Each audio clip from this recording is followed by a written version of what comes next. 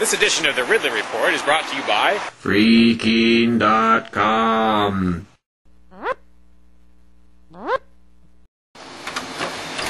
Decades overdue, it's finally starting.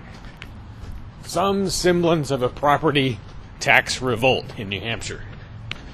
By declaring his controversial home a parsonage or church or something like that,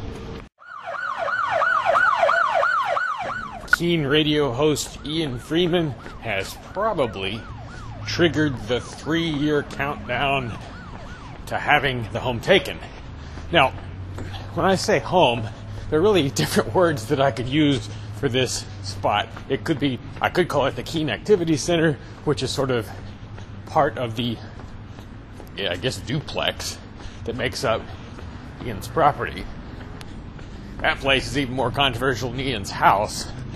Although, I'm really not sure what all the definitions are here and what all the geographic significance of each part of the property is. And I'm not sure if the Keen Activity Center is part of that, if it's just Ian's house. But anyway, the important thing is there's a property there that's basically going into revolt status.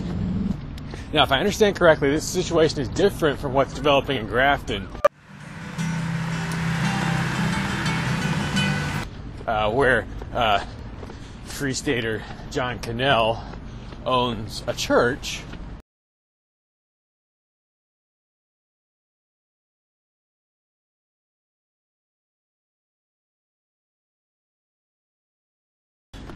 which is in fact a church building and is open to the public for worship services and so forth to a large extent. I'm assuming he, kind of went through the normal paces that you go through in terms of paperwork and so forth. I'm not really referring to that as an attempted revolt. Who is the guy in the hat? The man right there stole my phone.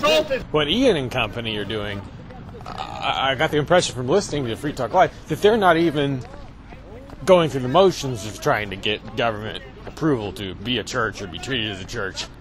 Anyway, so whichever of these properties or situations inspire you more, I think maybe we have some thinking to do about what kinds of things can or should be done to make sure the government does not have an easy time of it if it comes for them, for these properties.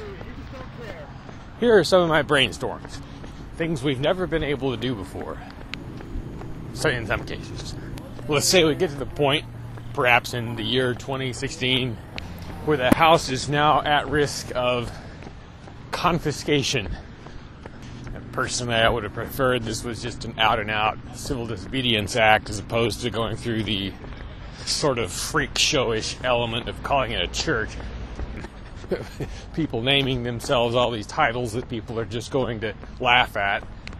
But the number one step that I think should be taken, and actually the step I take when I'm around the Keen Activity Center, is to try and become an asset to the neighborhood for a change. And by that I mean enough of an asset so that you're actually perceived as an asset by the neighbors.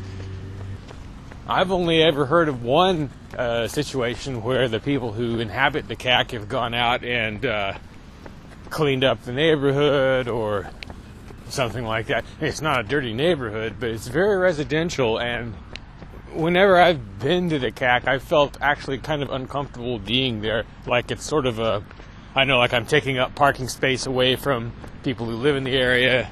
There's not really many places to park. Maybe that situation's changed somehow since I was there last. But ice removal is another useful thing that could be done around there, which I'm sure the neighbors would appreciate. Ideally, as Ian is always saying, you don't want to do this kind of thing in isolation. And that's why he didn't do it for all these years, because he thought he would be kind of alone. But isolating themselves is exactly what the folks at the CAC tend to be doing. Why are you threatening? I just got a video. An object in your hand that is very threatening. Perhaps you should. The camera is threatening to you, Kay? Yes, I think it is. You just stepped up to me. Isn't that what you used to do? By failing to win the support of the neighborhood, at least some support. Well, they probably get some, but I don't sense much effort to maximize that. What are you arresting this man for?